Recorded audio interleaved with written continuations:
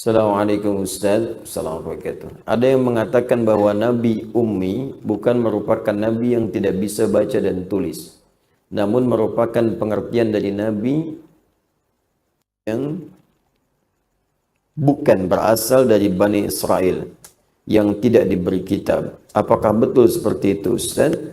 Atau apakah Ummi betul memiliki arti tidak bisa baca dan tulis atau tulis? Jazakallahu khair. Semoga Allah muliakan Anda dan muliakan keluarga Anda. Pertanyaan seperti ini sudah banyak lama. Ini warisan dari hal-hal syubhat-syubhat keraguan yang diresapkan oleh para orientalis di masa lalu. Ya.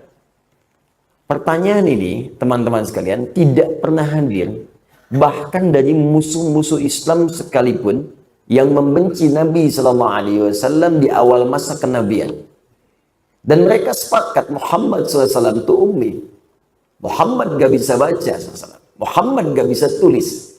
Ya, dan pengertian ummi di kalangan orang Arab pada saat itu, apalagi di konteks tempat Nabi tinggal, sepakat semua orang gak bisa baca, gak bisa tulis. Apa hikmahnya? Bukan berarti bodoh. Tidak, ummi itu bukan berarti bodoh. Ya, boleh jadi orang nggak bisa baca dan tulis diberikan kelebihan-kelebihan tertentu untuk hikmah tertentu. Ya, apa hikmah yang paling utama? Nabi Muhammad SAW dijadikan ummi oleh Allah Subhanahu Wa Taala, tak punya kemampuan membaca, tak punya kemampuan menulis. Di antara hikmah terbesarnya adalah supaya tidak ada tuduhan ketika Al-Quran diturunkan adalah bagian dari rekayasa dan hasil kreasi Nabi Muhammad SAW. Karena Nabi itu pandai baca, Nabi pandai tulis, oh pantas Quran itu buatan Muhammad. Itu diantaranya. Makanya ketika wahyu turun pertama kali untuk membuktikan apakah yang dimaksud ummi itu bukan Nabi yang keturunan Bani Israel, ataukah ummi itu tak bisa baca dan tulis. Perhatikan bagaimana ketika ayat pertama diturunkan. Apa ayat pertama itu? Iqra bismi rabbikal ladzi khalaq. Ketika kalimat iqra turun, iqra. Apa jawaban Nabi? Sepakat semua riwayat. Saya ulang ya, sepakat semua riwayat. Mutawatir sifatnya. Jawaban Nabi pertama kali, ma ana biqari. Ma ana biqari. Saya betul-betul nggak bisa baca. Perhatikan, dalam bahasa Arab ada ma qara'tu, ada ma ana biqari. Ada hukum di ilmu nahwu, kalau ma nafi bertemu dengan ba, maka hukumnya taukid. Atau laisa, ma laisa bertemu dengan ba setelahnya, hukumnya taukid untuk menguatkan. Paham? Tidak. Contoh. Di surat At-Tin, di ujung ayatnya, alaisallahu biahkamil hakimin. Allah bisa mengatakan begini, alaisallahu ahkamal hakimin. Kenapa kemudian masuk ba di situ? Di kaidah ilmu nahwu, kalau ada laisa setelahnya ba, itu hukumnya taukid, menguatkan, benar-benar. Jadi kalau ada yang meragukan, ya dipakaikan setelah laisa ba supaya dia yakin. Untuk meyakinkan orang ragu bahwa ini benar-benar loh. Kata Allah, saya serius, saya ini hakim yang paling adil. Apa engkau masih ragu juga? Sekarang Nabi ketika mengatakan, saya nggak bisa baca, pakai ba untuk menegaskan pada yang ragu. Yang menuduh Nabi, kamu bisa baca ya, kamu bisa nulis ya. Makanya polos kalimat yang mengatakan ketika Jibril turun, menyamar jadi lelaki, mengatakan, Iqra ya Muhammad, baca. Kalimat Iqra, sebelum disempurnakan, Iqra, ya kata malaikat Jibril, itu untuk memberikan kesan kepada kita semua. Nih, lihat nih, Muhammad bisa baca nggak? Bisa tulis nggak? Ummi atau bukan? Ya, maka apa jawab Nabi? Ma ana biqari. Saya betul-betul nggak bisa baca. Maka Nabi pun meyakinkan kepada kita semua, pada orang sekitarannya, saya betul-betul nggak bisa baca.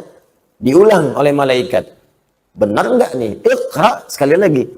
Jawabannya yang kedua sama. Ma ana biqari. Masih konsisten. Ketiga, Iqra, jawaban sama. Ma ana biqari. Masih konsisten. Kenapa sampai diulang 2 kali, sampai 3 kali? Untuk memastikan betul. Kalau jawaban sedikit berubah, tidak ada konsistensi di situ, berarti ada sesuatu yang harus dicurigai. Iqra, ma ana biqari. Iqra, Ya sedikit sih bisanya. Iqra, ya baiklah saya baca. Nah, ada tidak konsisten di situ, inkonsistensi. Tapi ketika semua kalimatnya sama, ma'ana biqari, ma'ana biqari, ma'ana biqari, ini menunjukkan benar-benar Nabi tidak bisa baca. Nabi ummi sifatnya, tidak bisa membaca. Karena itu kemudian turunlah kalimat lengkap sempurna. Iqra bismi rabbikal ladzi khalaq. Muhammad baca. Ikuti bacaan ini yang akan saya bacakan bukan karena engkau nggak bisa baca. Bukan karena engkau punya guru yang mengajarkan engkau membaca. Bukan karena engkau nggak pernah sekolah. Tapi bacakan itu, niatkan semua karena Allah yang menciptakan kamu saja begitu mudah. Apalagi membuat kamu bisa mengikuti bacaan. Niatkan karena Allah. Minta kepada Allah diberi kekuatan mengikuti bacaan. Membuat kamu saja, mencipta kamu begitu mudah. Mencipta manusia itu kan luar biasa. Kompleks unsur-unsurnya. Itu bagi Allah sangat mudah. Apalagi menjadikan kau bisa mengikuti bacaan, kata malaikat. Ya, Iqra bismi rabbikal ladzi khalaq. Khalaqal insana min Iqra wa rabbukal akram. Muhammad baca karena Rabbu. Kenapa baca karena Rabbu? Guru itu mulia, sekolah itu mulia. Mulia dalam bahasa Arab karim, hebat. Al-ustadz karim, ustadzah karimah. Guru mulia, dosen mulia, ustadz mulia, kiai mulia. Allah lebih mulia. Jadi kalau yang mulia saja bisa mengajar, apalagi Allah yang lebih mulia, gampang menanamkan engkau pada dirimu untuk bisa mengikuti bacaan. Niatkan semua karena Allah. Ini ayat mengajarkan pada kita, kalau Anda sedang belajar, anak Anda sedang belajar, dalam mengikuti kesulitan tertentu dalam pelajaran, maka kembalikan kepada Allah, minta. Ya, minta. Makanya sebelum anak-anak belajar tuh ibunya berdoa, bapaknya berdoa. Ya, anaknya berdoa. Ibnu Abbas sebelum belajar dibelai oleh Nabi, diberikan doa. Allahumma faqihhu fid din wa 'allimhu ta'wil. Maka semua pelajaran yang dipelajari Ibnu Abbas jadi ringan untuk dipelajari. Saya berikan satu rahasia. Ini di antara kita saja.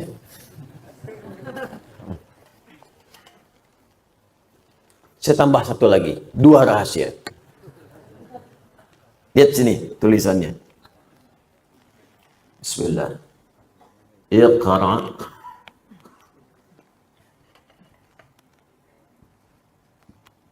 bismi rabbikal ladzi khalaq. Jazakallahu khair. Bismi rabbik.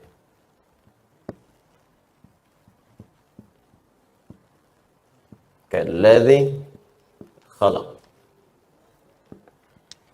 Perhatikan sini. Fokus.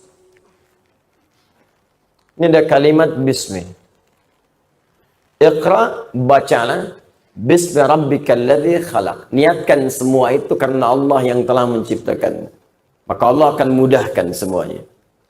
Sekarang perhatikan baik-baik. Saya bandingkan dengan kalimat bismillah. Bismillahirrahmanirrahim.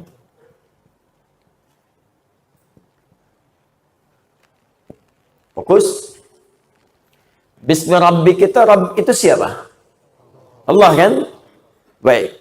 Sekarang bismillah. Ini bismi rabbik, ini bismillah. Rabb adalah Allah. Satu nama di antara al-asma'ul husna. Ar-Rahman, Ar-Rahim, dan seterusnya. Sekarang perhatikan baik-baik. Kenapa ketika di sini banyak ada alifnya? Ketika di sini alifnya dibuang. Fokus, fokus, awas. Dan dirasam seperti ini. Dan di sini ada makna. Bukan sekedar tulisan. Di sini ada makna. Ya, walaupun di sini orang mengatakan kasratul isti'mal, banyak digunakan, tidak ada makna di sini. Perhatikan teman-teman sekalian, alif dalam ilmu lughah, itu untuk menunjukkan sesuatu yang panjang, yang ada proses. Makanya di bacaan kalau ada alif sebelumnya dibaca a panjang. Kalau ada ya sebelumnya i panjang. Kalau ada waw sebelumnya u panjang. Rumus asalnya begitu. Contoh, hamzah, dal, ya. Maka sebelum ya, umumnya akan dibaca harokat kasrah panjang. Baca. Adi. Ya kan? Hamzah, ba, waw. Baca. Abu. Jelas? Baik. Sekarang tuliskan sini. Fokus baik-baik. Fa, alif, ta, ha. Baca. Fatih. Baik, fokus baik-baik. Alif biasanya menunjuk pada harokat fathah sebelumnya. Jadi kalau ada alif, maka huruf sebelumnya dibaca a panjang. Biasanya alif tak pernah bersentuhan dengan kasrah. Jelas? Alif tak pernah bersentuhan dengan kasrah. Nah sekarang perhatikan baik-baik. Di sini ada alifnya. Hamzah wasol asalnya dari kata ismun. Tapi di sini dibuang, di sini tidak. Dan harakatnya kasrah. Ini menarik. Ya, kalau hamzah wasal kenapa tidak dibuang seperti ini? Kalau dia alif kenapa muncul begini? Ini untuk menunjukkan karena alif fungsinya memanjangkan sesuatu maka ditarik ke dalam fikih lughah. Asalnya Nabi ketika diminta baca iqra, iqra, iqra sulit, panjang, butuh proses. Tapi semua itu dipercepat ketika semua dilakukan karena Allah yang telah menciptakan kita. Makanya alif ini walaupun panjang, hamzah wasal tak dibaca walaupun muncul. Orang-orang yang mengerjakan segala hal karena Allah, maka proses-proses yang panjang itu akan dipendekkan oleh Allah Subhanahu wa taala. Maka bagaimana mengerjakan sesuatu karena Allah? Tafsirnya ada di Quran surah kedua di akhir ayat 282. Dekati Allah dengan takwa. Maka muncullah kalimat Allah di situ. Perhatikan ayatnya. Perhatikan ayatnya. Wattaqullah wa yu'allimukumullah. Tingkatkan takwamu kepada Allah, maka dengan peningkatan takwa itu Allah akan ajarkan dan tambahan kamu percepatan pengetahuan. Karena itu orang-orang yang meningkatkan takwanya kepada Allah semakin dekat, semakin mudah meraih ilmu. Saya tanya pada Anda, yang punya ilmu siapa? Allah. Karena itu Allah disebut Al-Alim. Yang punya rezeki siapa? Allah. Karena itu Allah disebut Ar-Razak. Anda dekat dengan pimpinan, kan Anda mudah mengakses segala hal pada pimpinan Anda. Anda dekat dengan direktur, Anda mendapat kemudahan akses di perusahaan Anda. Anda dekat dengan Allah, apa yang tidak mudah bagi Allah? Anda dekat dengan dosen, diberikan bimbingan dari dosen, begini. Tapi Anda dekat dengan pemilik ilmu, Allah, langsung ditanamkan pada jiwa Anda. Nabi Muhammad orang paling takwa di muka bumi. Yang tahajudnya 1 rakaat sampai bengkak kakinya. Yang kalau sedekah tak tanggung-tanggung harta terbaiknya dikeluarkan. Lantas apa yang terjadi? Terjadilah percepatan pengetahuan. Bahkan ketika beliau kemudian setelah itu menerima wahyu, pengen cepat membacakan dengan lisannya. Sampai turun Quran surah ke-75 ayat 16 sampai 18. Tadinya pengen cepat dibacakan, cepat, berusaha sendiri. Kata Allah, jangan, kamu ini orang paling takwa. Karena paling takwa, Allah gak persulit. Turun kalimat, la tuhannik bihi lisanaka lita'jala bi. Inna alaina jam'ahu wa qur'ana. Fa idza qara'nahu fattabi' qur'ana. Muhammad, jangan cepat kau menggerakkan lisanmu supaya cepat hafal, dibacakan apa yang dibacakan ini. Ya cukup kamu ikuti bacaan saja. Ketika kamu ikuti bacaannya, aku tanamkan kemudian Al-Quran itu dalam jiwamu. Jadi baru dengar sekali, langsung hafal. Karena Allah yang menanamkan bacaan itu dalam jiwa. Yang paling indah, apakah itu khusus untuk Nabi atau kaidah umum dalam pengetahuan? Tadi malam saya sampaikan, dalam rumus di kaidah ulumul Quran, pada bab asbabun nuzul, ada kaidah berbunyi begini. Al-ibaratu bi'umumil lafzi, la bi khususis sababi. Hukum itu berlaku dilihat pada lafadznya. Kalau lafadz itu umum, maka berlaku umum. Kalau lafadz itu khusus, maka berlaku khusus. Ternyata isyarat di ayat ini sifatnya umum. Umum artinya apa? Artinya siapapun yang mendekat kepada Allah Subhanahu wa taala, maka akan diberikan percepatan pengetahuan seperti Allah pernah memberikan pada orang-orang sebelumnya. Walaupun levelnya tentu akan beda dengan level kenabian. Karena sifat Nabi itu fitrahnya mendapatkan pengajaran. Adam dari sejak pertama diciptakan dan turun, diangkat sebagai Nabi, diberikan langsung pengajaran. Makanya kalimatnya wa'allama Adamal asma. Allah mengajarkan langsung pada Adam. Kita bukan nabi, tapi diberi potensi.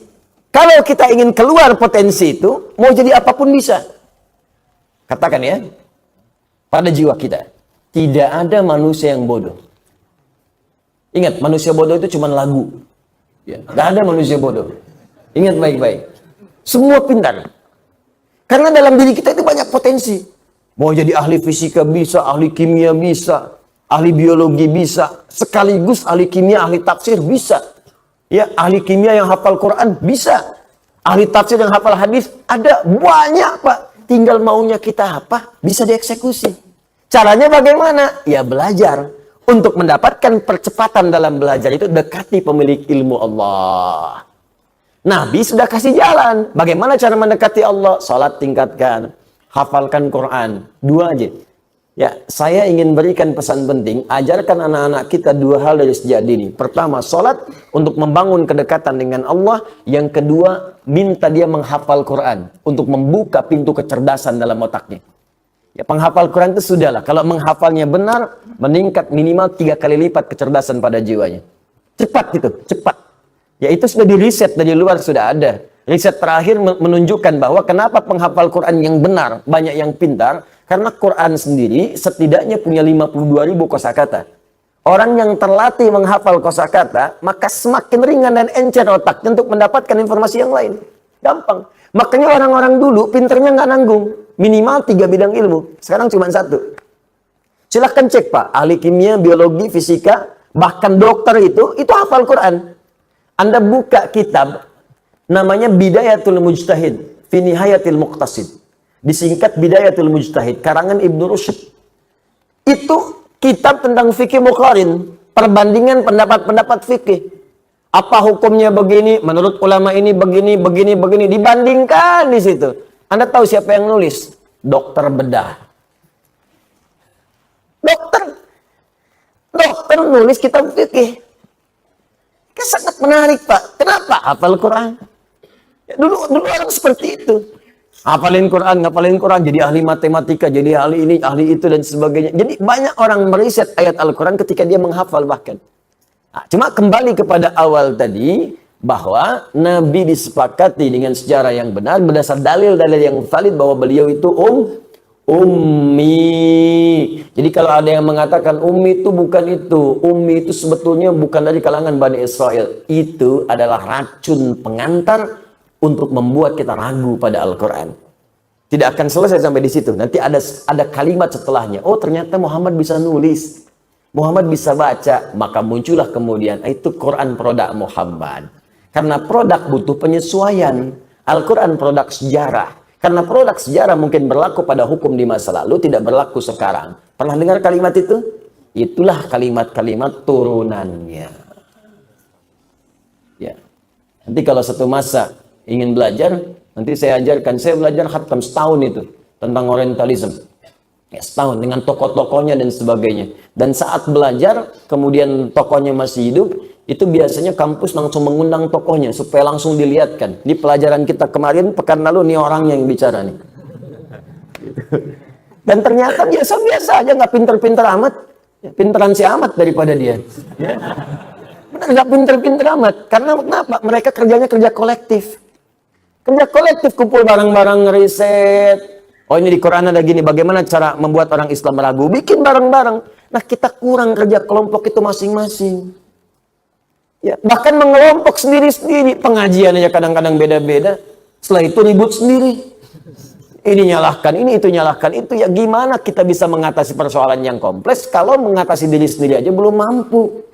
Anda pengen nikahi putih orang lain, ngatur diri sendiri aja nggak bisa. Ya, Anda sekarang pengen bersatu, sementara diri sendiri merasa selalu benar. Ya bagaimana kemudian kita bisa mewujudkan hal yang kita impikan?